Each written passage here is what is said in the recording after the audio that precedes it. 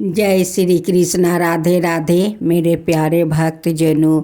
आज आप सुनेंगे बृहस्पति देव की व्रत कथा।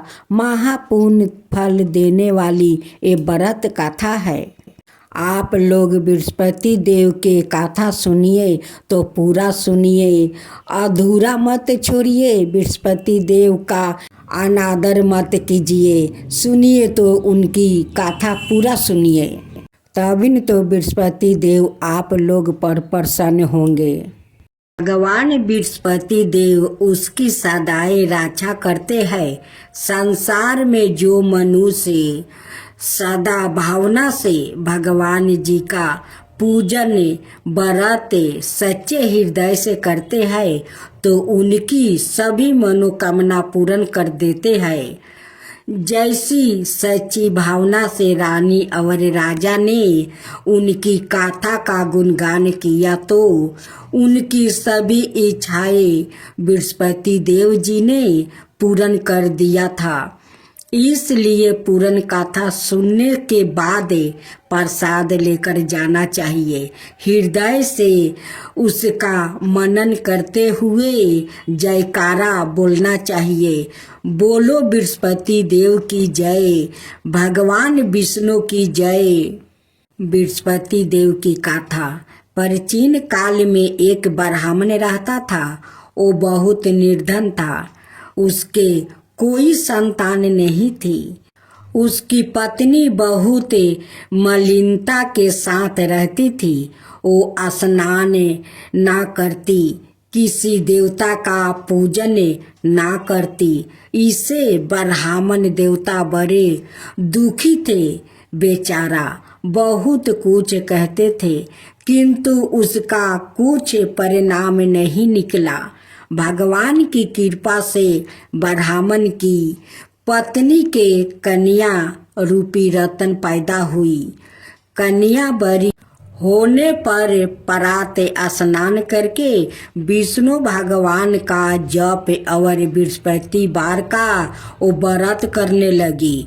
अपने पूजन पाठ को समाप्त करके विद्यालय जाती तो अपनी मुट्ठी में जौ भर के ले जाती और पाठशाला के मार्ग में डालती जाती। तब यह जौ सौरन के जो जाते लौटते समय उनको बीन कर घर ले जाती थी।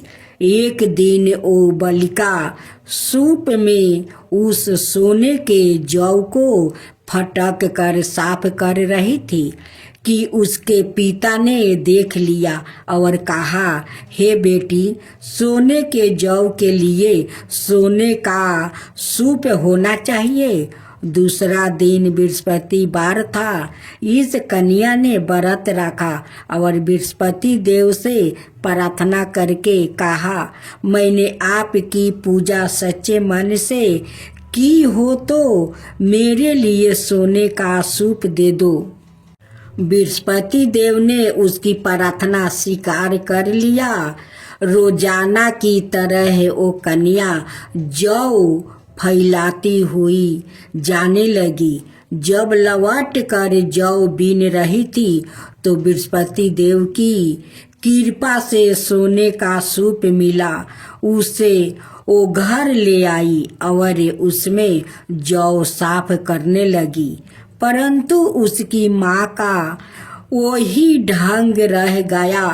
एक दिन की बात है कि वो कन्या सोने के सूप में जौ साफ कर रही थी।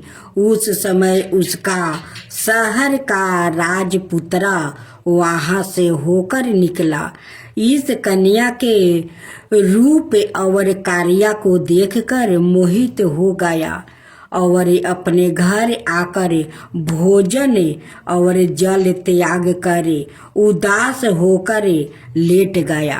राजा को इस बात का पता लगा तो अपने प्रधानमंत्री के साथ उसके पास गया और बोले, हे बेटा, तुम्हें किस बात का कष्ट है?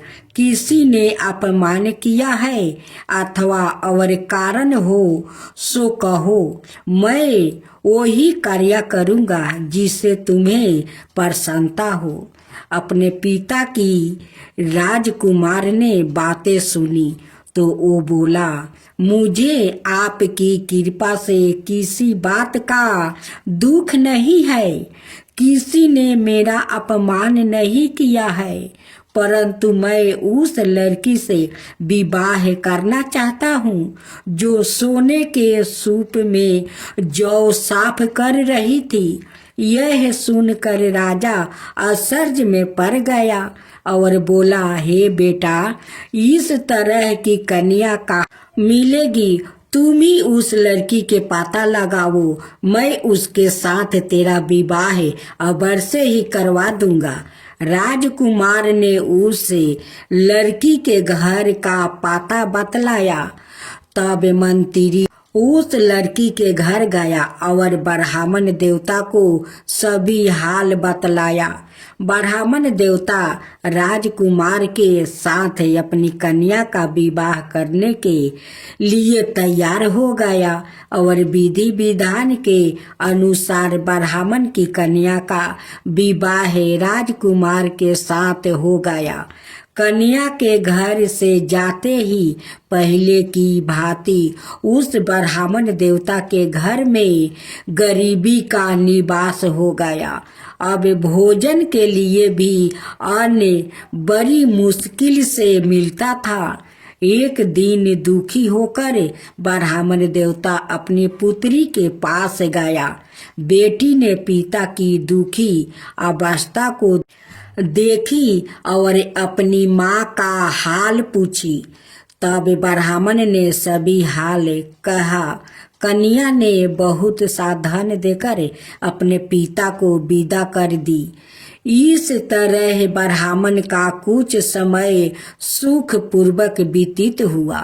कुछ दिन बाद फिर वही हाल हो गया। ब्राह्मण फिर अपनी कन्या के यहाँ गया और सारा हाल कहा तो लड़की बोली, हे पिताजी, आप माताजी को यहाँ ले आओ, मैं उसे विधि बता दूंगी जिससे गरीबी दूर हो जाएगा। वो ब्राह्मण देवता अपनी पत्नी को साथ लेकर पहुँचे तो अपनी माँ को समझाने लगी, हे माँ, तुम प्रात काल प्रथम स्नादि करके विष्णु भगवान का पूजन करो तो सब दरिद्रता दूर हो जाएगी। परंतु उसकी माँ ने एक भी बात नहीं मानी और प्रात काल उठकर अपनी पुत्री के बच्चों की जूठन को खा लिया।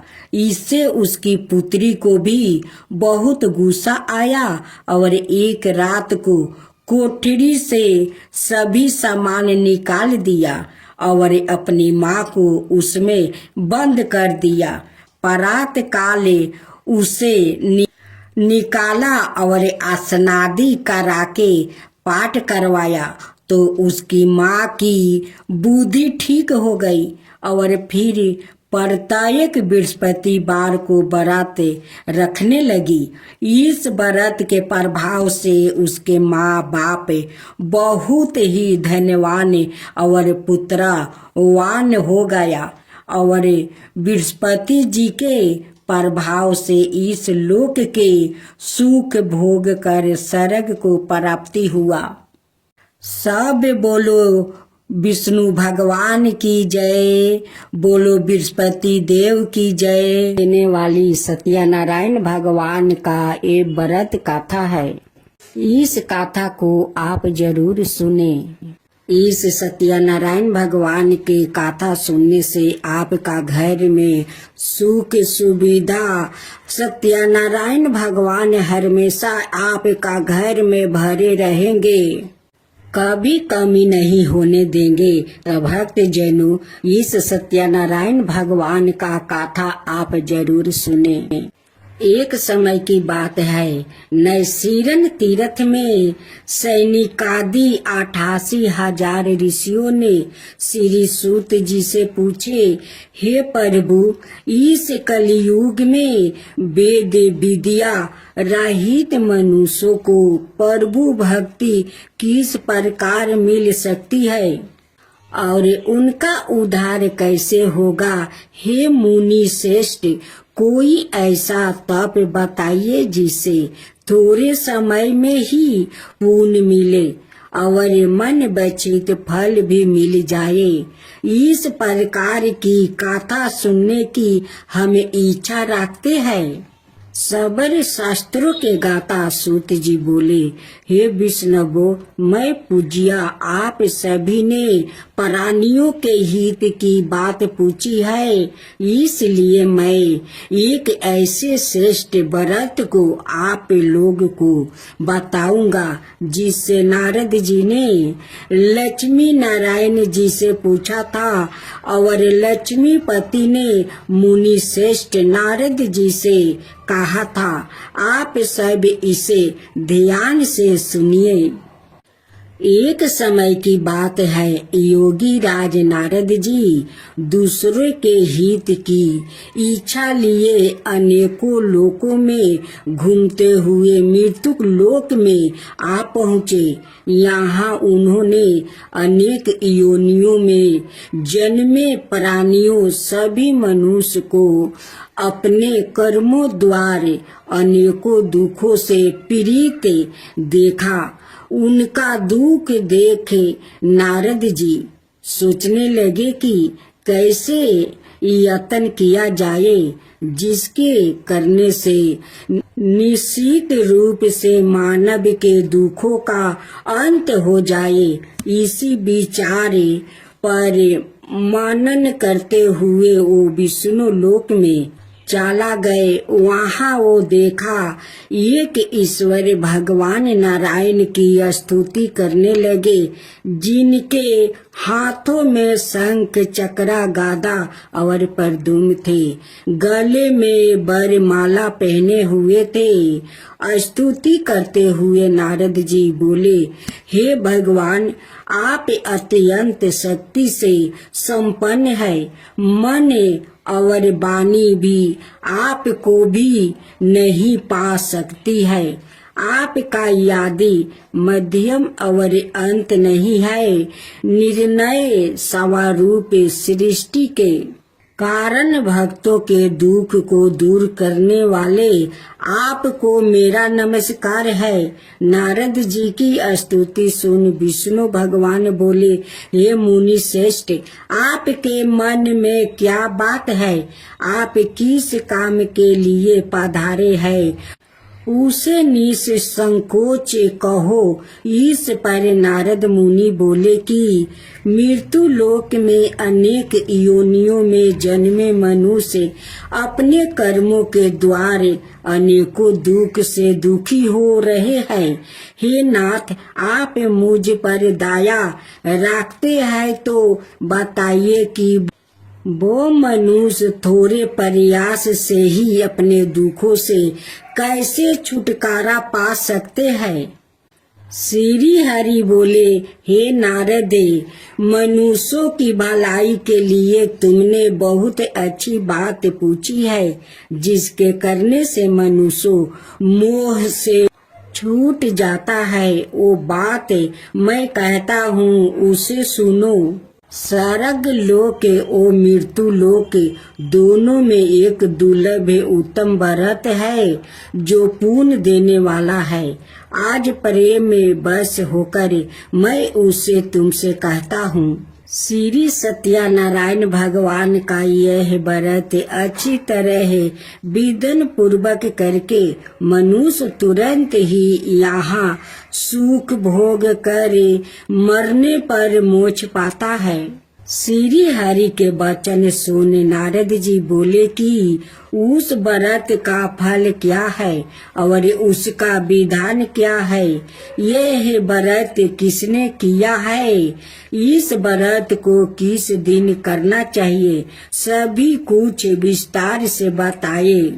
नारद जी की बात सुनकर श्री हरि बोले, दुख शोक को दूर करने वाला यह व्रत सभी स्थानों पर विजय दिलाने वाला है। मानव को भक्ति और श्रद्धा के साथ शाम को श्री सत्यनारायण की पूजा धर्म परायण होकर ब्राह्मणों व बंधुओं के साथ करनी चाहिए। भक्ति भाव से ही नैवेद्य केले का फल, घी, दूध और गेहूं का आटा सवाए ले। गेहूं के स्थान पर साठी का आटा, शक्कर और गुड़ लेकर सभी भक्षण योग्य पदार्थों को मिलाकर भगवान का भोग लगाए। ब्राह्मणों सहित बंधु बंधुओं को भी भोजन कराए। उसके बाद सवाए भोजन करे। भजन कीर्तन के साथ भगवान की भक्ति में लीन हो जाए। इस तरह से सत्यनारायण भगवान का यह व्रत करने पर मनुष्य की सारी इच्छाएं निश्चित रूप से पूरी होती है। इस कली काल अर्थात कलियुग में मृत्यु लोक में मोक्ष का यही एक सरल उपाय बताया गया है। श्री सत्यनारायण भगवान की जय। अब दूसरा अध्याय। सूत जी बोले, हे ऋषियों, जिसने पहले समय में इस व्रत को किया था उसका इतिहास कहता हूँ, ध्यान से सुनो। सुंदर काशीपुरी नगरी में एक अत्यंत निर्धन ब्राह्मण रहता था। भूख प्यास से परेशान वो धरती पर घूमता रहता था। ब्राह्मणों से प्रेम करने वाले भगवान ने एक दिन ब्राह्मण का भेष धारण कर उसके पास जाकर पूछा, हे बीरबा, नीत दुखी होकर तुम पृथ्वी पर क्यों घूमते हो? दीन ब्राह्मण बोला, मैं निर्धन ब्राह्मण हूँ, भिक्षा के लिए धरती पर घूमता हूँ। हे भगवान, यदि आप इसका कोई उपाय जानते हो तो बताइए। वृद्ध ब्राह्मण कहता है कि सत्यनारायण भगवान मनोवांछित फल देने वाले हैं, इसलिए तुम उनका पूजन करो। इसे करने से मनुष्य सभी दुखों से मुक्त हो जाता है। वृद्ध ब्राह्मण बन कर आया सत्यनारायण भगवान उस निर्धन ब्राह्मण को व्रत का सारा विधान बताकर अंतर्ध्यान हो गया। ब्राह्मण मन ही मन सोचने लगा कि जिस व्रत को वृद्ध ब्राह्मण कहने को कह गया है, मैं उसे जरूर करूँगा। यह निश्चित करने के बाद उसे रात में नींद नहीं आई। वो सवेरे उठकर सत्यनारायण भगवान का व्रत का निश्चय कर भिक्षा के लिए चला गया। उस दिन निर्धन ब्राह्मण को भिक्षा में बहुत धन मिला, जिससे उसने बंधु बंधुओं के साथ मिलकर श्री सत्यनारायण भगवान का व्रत संपन्न किया। भगवान सत्यनारायण का व्रत संपन्न करने के बाद वो निर्धन ब्राह्मण सभी दुखों से छूट गया और अनेक प्रकार की संपत्तियों से युक्त हो गया। उसी समय से यह ब्राह्मण हर माहे इस व्रत को करने लगा। इस तरह से सत्यनारायण भगवान के व्रत को जो मनुष्य करेगा वो सभी प्रकार के पापों से छूटकर मोक्ष को प्राप्ति करेगा। जो मनुष्य इस व्रत को करेगा वो भी सभी दुखों से मुक्ति हो जाएगा। सूत जी बोले कि इस तरह से नारद जी से नारायण जी का कहा हुआ। श्री सत्यनारायण व्रत को मैंने तुमसे कहा, हे पीरबा, मैं अब और क्या कहूँ। ऋषि बोले, हे मुनिवर, संसार में उस बीरबा से सुनकर और किस किसने इस व्रत को किया है, हम सब इस बात को सुनना चाहते हैं। इसके लिए हमारे मन में श्रद्धा का भाव है। सूत जी बोले, हे मुनियो, जिस जिसने इस व्रत को किया है वो सब सुनो। एक समय वही बीरबा धन ऐश्वर्य के अनुसार अपने बंधु बंधुओं के साथ इस व्रत को करने को तैयार हुआ है। उसी समय एक लकड़ी बेचने वाला बूढ़ा आदमी आया और लकड़ियां बाहर रख कर अंदर ब्राह्मण के घर में गया। प्यास से दुखी ओ लकड़हारा उनको व्रत करते देख बीरबा को नमस्कार करे पूछने लगा कि आप यह क्या कर रहे हैं और इसे करने से क्या फल मिलेगा, कृपया मुझे भी बताइए। ब्राह्मण ने कहा कि सब मनोकामनाओं को पूरा करने वाला यह सत्यनारायण भगवान का व्रत है। इसकी कृपा से ही मेरे घर में धन धनाए आदि की वृद्धि हुई है। बीरबा से सत्यनारायण व्रत के बारे में जानकर लकड़हारा बहुत प्रसन्न हुआ। चनर मिरित लेकर प्रसाद खाने के बाद वो अपने घर गया। लकड़हारा ने अपने मन में संकल्प किया कि आज लकड़ी बेचने से जो धन मिलेगा उसी से सत्यनारायण भगवान का उत्तम व्रत करूंगा। मन में इस विचार को ले वृद्ध आदमी सिर पर लकड़ियां राखे उस नगर में बेचने गया जहाँ धनी लोग ज्यादा रहते थे। उस नगर में उसे अपनी लकड़ियों का दाम पहले से 4 गुना अधिक मिलता है। वृद्धा प्रसन्नता के साथ दाम लेकर केले, शक्कर, घी, दूध, दही और गेहूं का आटा ले और सत्यनारायण भगवान के व्रत की अनाय सामग्री लेकर अपने घर गया। वहां उसने अपने बंधु बंधुओं को बुलाकर विधि विधान से सत्यनारायण भगवान का पूजा और व्रत किया। इस व्रत के प्रभाव से वो वृद्ध लकड़हारा धन पुत्र आदि से युक्त होकर संसार के समस्त दुख भोग अंत काल में वैकुंठ धाम चला गया। श्री सत्यनारायण भगवान की जय। गौर गणेश जी की जय। सूत जी बोले, हे श्रेष्ठ मुनियों, अब आगे की कथा कहता हूँ।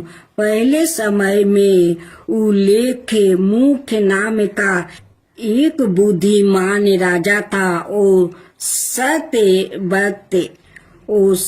भक्त और जितेंद्रिया था। प्रतिदिन देव स्थानों पर जाता और निर्धनों को धन देकर उनके कष्ट दूर करता था। उसकी पत्नी कमला के सामने मुख वाली और सती साध्वी थी। भरदाशिला नदी के तट पर उन दोनों ने श्री सत्यनारायण भगवान का व्रत किया। उसी समय साधु नाम का एक वेश्या आया। उसके पास व्यापार करने के लिए बहुत सा धन भी था। राजा को व्रत करते देखकर वो विनय के साथ पूछने लगा, हे राजन, भक्ति भाव से पूर्ण होकर आप यह क्या कर रहे हैं? मैं सुनने की इच्छा रखता हूँ, तो आप मुझे बताइए। राजा बोला, हे साधु, अपने बंधु बंधुओं के साथ उत्तरादि की प्राप्ति के लिए एक महान शक्तिमान सत्यनारायण भगवान का व्रत वो पूजन कर रहा हूँ। राजा के वचन सुन साधु आदर से बोला, हे राजन, मुझे इस व्रत का सारा विधान कहिए। आपके कथन अनुसार मैं भी इस व्रत को करूँगा।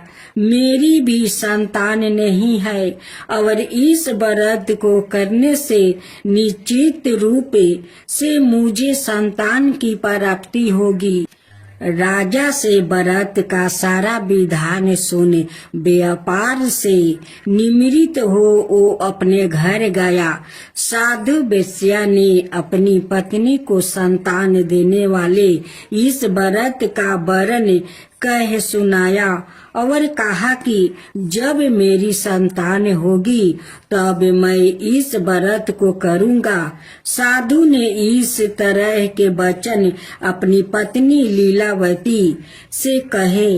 एक दिन लीलावती पति के आनंदित हो संसारिक धर्म में परावृत होकर सत्यनारायण भगवान की कृपा से गर्भवती हो गई। 10वें महीने में उसके गर्भ से एक सुंदर कन्या ने जन्म लिया। दिनों दिन वो ऐसे बढ़ने लगी जैसे कि शुक्ल पक्ष का चंद्रमा बढ़ता है। माता पिता ने अपनी कन्या का नाम कालावती रखी। एक दिन लीलावती ने मीठे शब्दों में अपने पति को याद दिलाया कि आपने सत्यनारायण भगवान के जिस व्रत को करने का संकल्प किया था उसे करने का समय आ गया है। आप इस व्रत को करिए। साधु बोला कि हे बीरबा, इस व्रत को मैं उसके विवाह पर करूँगा। इस प्रकार अपनी पत्नी को आश्वासन देकर वो नगर को चला गया। कालावती पिता के घर में रहे वृद्ध हो प्राप्ति हो गई।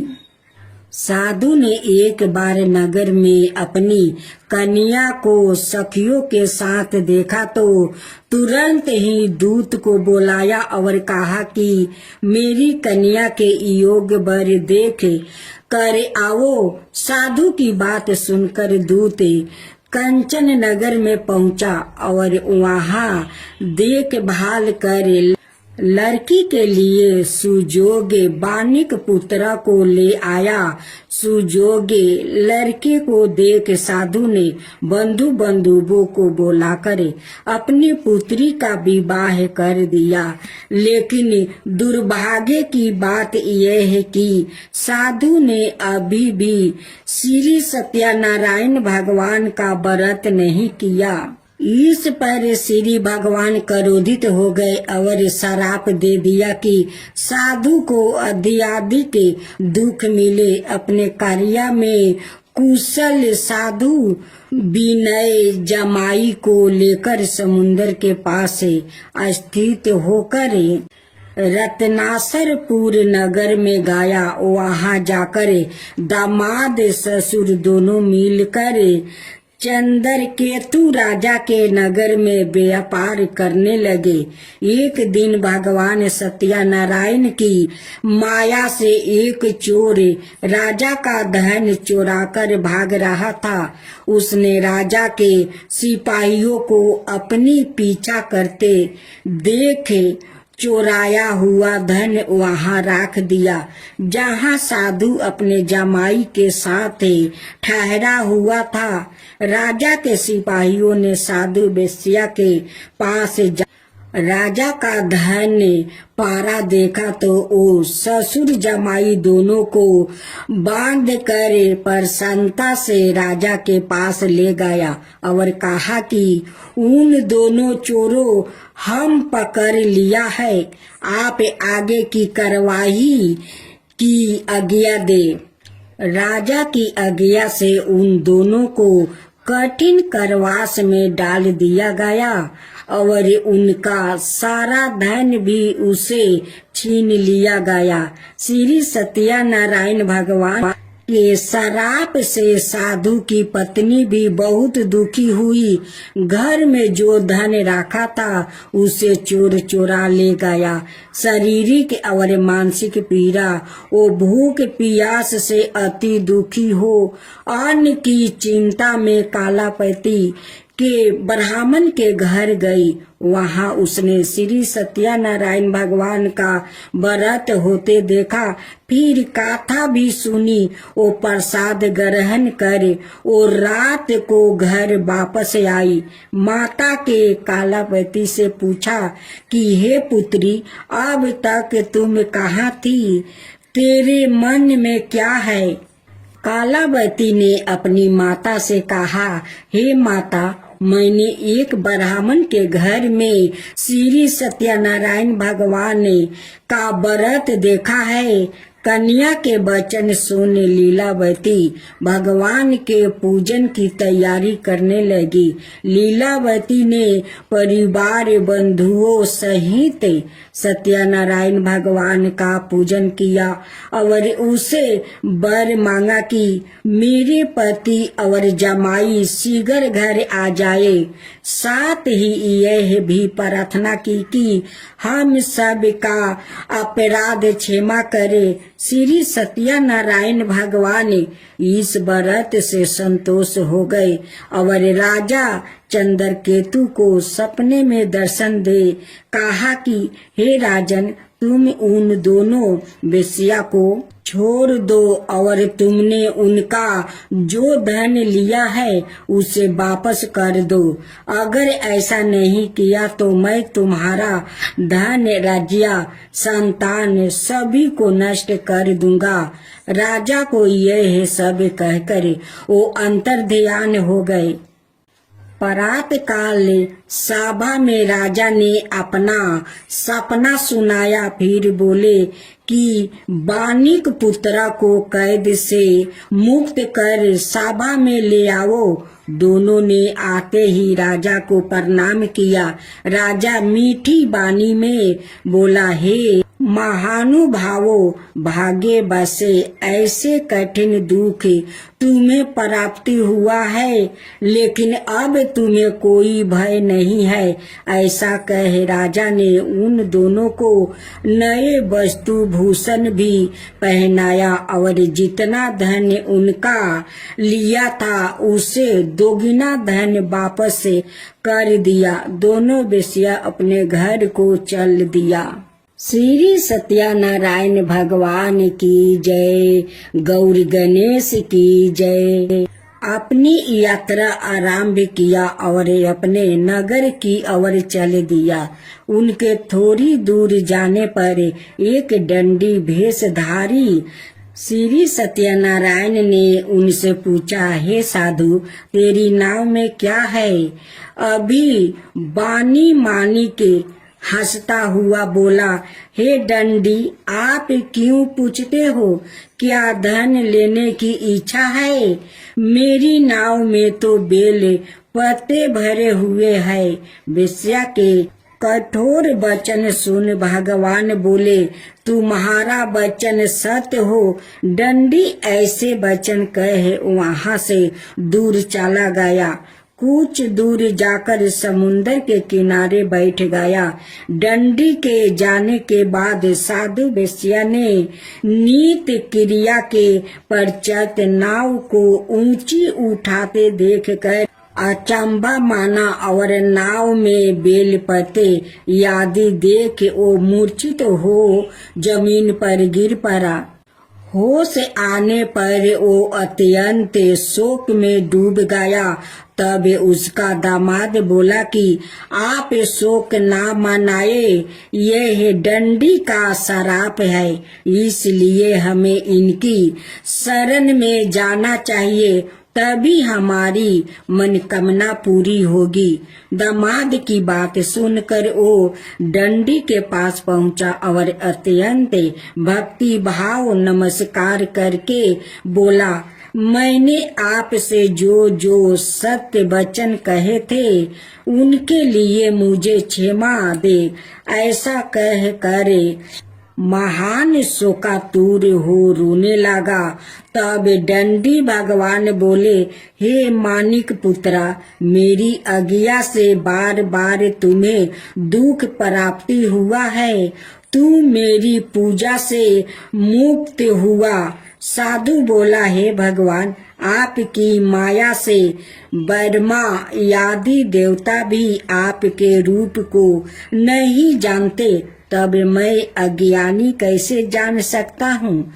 अगर आप प्रसन्न है तो अब मैं समर्थ के अनुसार आपकी पूजा करूँगा, मेरी रक्षा करो और पहले के समान नौका में धन भर दो। साधु वेश्या के भक्ति पूर्वक वचन सुनकर भगवान प्रसन्न हो गए और उसकी इच्छा अनुसार वरदान देकर अंतर्ध्यान हो गए।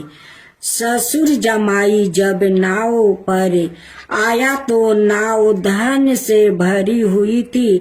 फिर वही अपने अन्यायी साथियों के साथ सत्यनारायण भगवान का पूजन कर अपने नगर को चल दिया। जब नगर के नजदीक पहुँचे तो दूत को घर पर खबर करने के लिए भेज दिया।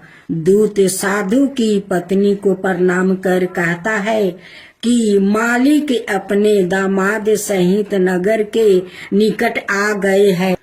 दूत की बात सुन साधु की पत्नी लीलावती ने बड़े हर्ष के साथ सत्यनारायण भगवान का पूजन कर अपनी पुत्री कालावती से कहा कि मैं अपने पति के दर्शन को जाती हूँ, तू कार्य पूरा करे, शीघ्र आ जा।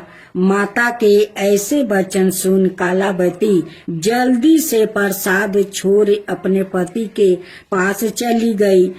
प्रसाद की अवज्ञा के कारण श्री सत्यनारायण भगवान रूठ हो गए और नाव सहित उसके पति को पानी में डुबा दिया। कालावती अपने पति को वहां ना पाकर रोती हुई जमीन पर गिर गई। नौका को डूबा हुआ देख ओ कन्या को रोता देख साधु दुखी होकर बोले कि हे प्रभु, मुझसे और मेरे परिवार से जो भूल हुई है उसे क्षमा करे। साधु के दीन वचन सुनकर श्री सत्यनारायण भगवान प्रसन्न हो गए और आकाशवाणी हुई, हे साधु, तेरे कन्या मेरे प्रसाद को छोड़कर आई है, इसलिए उसका पति अदृश्य हो गया है। यदि वो घर जाकर प्रसाद खाकर लौटती है तो इसे उसका पति अवश्य मिलेगा। ऐसी आकाशवाणी सुन कालावती घर पहुंचकर प्रसाद खाती है और फिर आकर अपने पति के दर्शन करती है। उसके बाद साधु अपने बंधु बांधवों सहित श्री सत्यनारायण भगवान का विधि विधान से पूजा करता है। इस लोक का सुख भोग वो अंत में सरग जाता है। श्री सत्यनारायण भगवान की जय। गौर गणेश जी की जय। सूत जी बोले, हे ऋषियों, मैं और भी एक कथा सुनाता हूँ, उसे भी ध्यान पूर्वक सुनो। प्रजा पालन में लीन तुलिंग ध्वज नाम का एक राजा था। उसने भी भगवान का प्रसाद त्याग कर बहुत ही दुख सहन किया। एक बार वन में जाकर वन पशुओं को मार कर ओ बर के पेड़ के नीचे आया।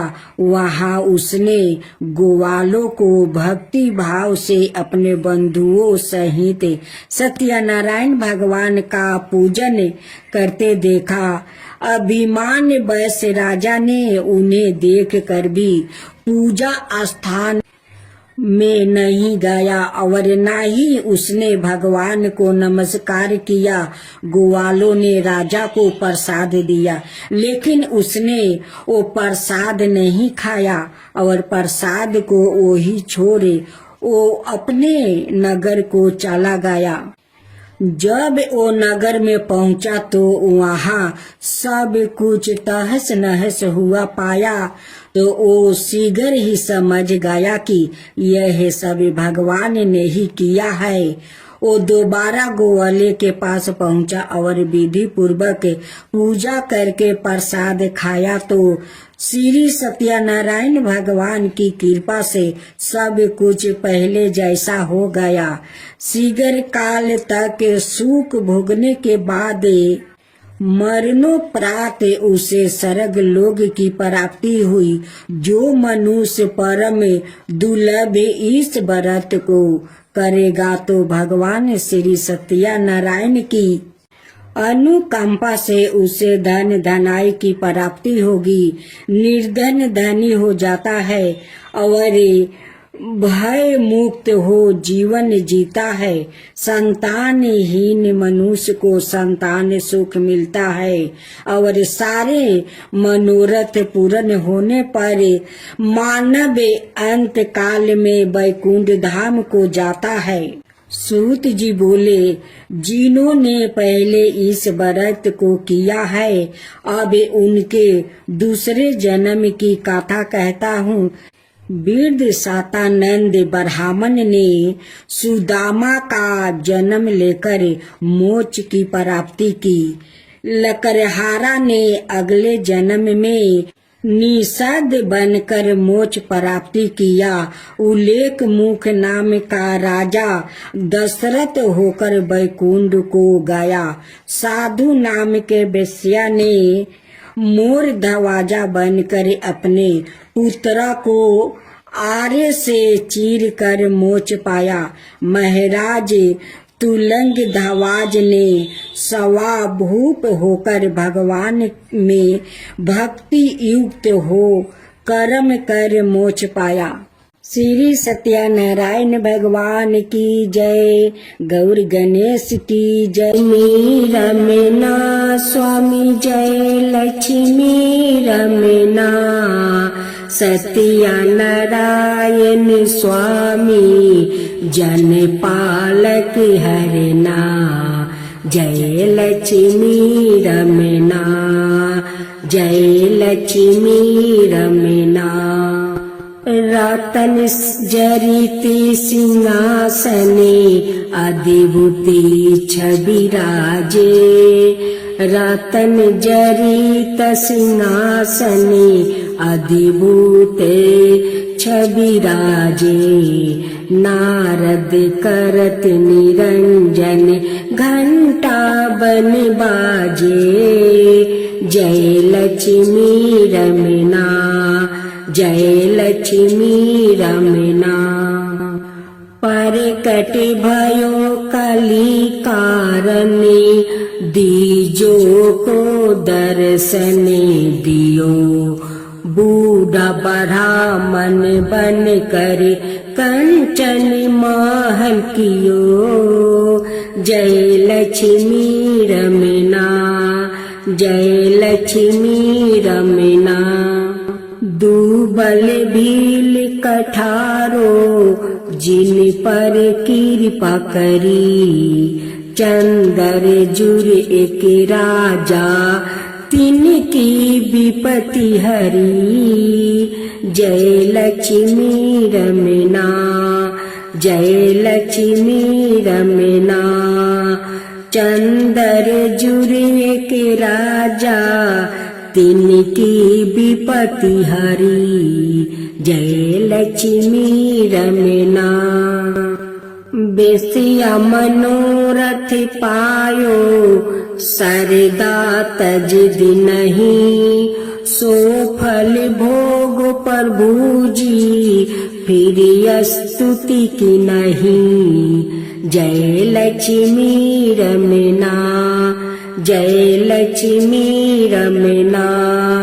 भाव भक्ति के कारण चिनि चिनि रूप धरो, भाव भक्ति के कारण छिनि छिनि रूप धरो।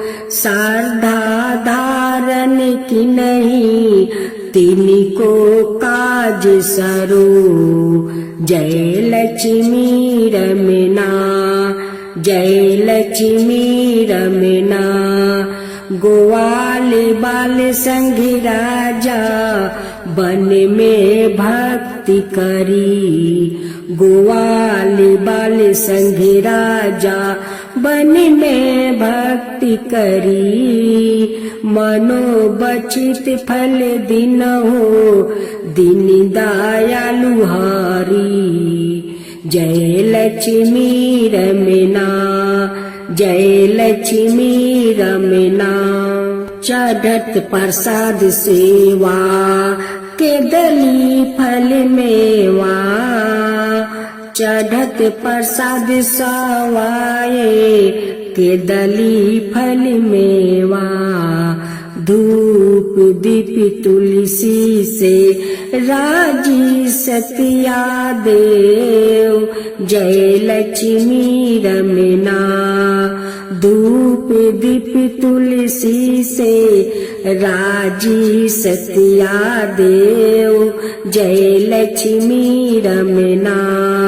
सत्या नारायण जी की आरती, सत्या नारायण जी की आरती, जो कोई नर गावे, रिद्धि सिद्धि सुख संपत्ति सहज रूपी पावे। ऋषि सिद्धि सुख संपत्ति सहज रूपी पावे। जय लक्ष्मी रमना, जय लक्ष्मी रमना।